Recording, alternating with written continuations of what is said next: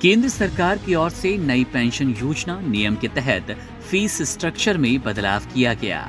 ऐसे में यदि आप नेशनल पेंशन सिस्टम यानी कि एनपीएस, अटल पेंशन योजना यानी कि एपीवाई और यूनिफाइड पेंशन स्कीम यानी किसी भी तरह की ऐसी स्कीम का हिस्सा हैं, तो ये खबर आपके लिए है। दरअसल pension fund regulatory and development authority यानी कि पीएफआरडीए ने सेंट्रल रिकॉर्ड कीपिंग एजेंसियों की ओर से वसूले जाने वाले फीस में बदलाव किया। ये नया फीस स्ट्रक्चर 1 अक्टूबर 2025 से लागू होगा, जो जून 2020 से जारी मौजूदा फीस स्ट्रक्चर की जगह लेगा। अब सवाल ये कि नए फीस स्ट्रक्चर के तहत इन योजनाओं में निवेश करने पर, खाता खोलने पर कितने पैसे लगेंगे। तो चलिए बिना किसी देरी के इसे समझ लेते हैं। किस योजना में कितनी फीस लगेगी।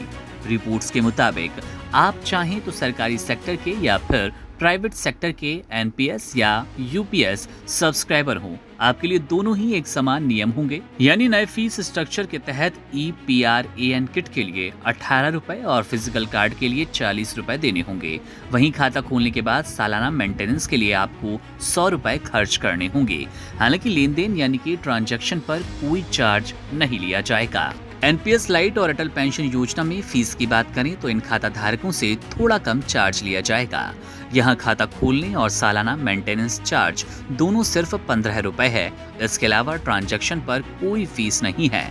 सालाना मेंटेनेंस चार्ज कितना है।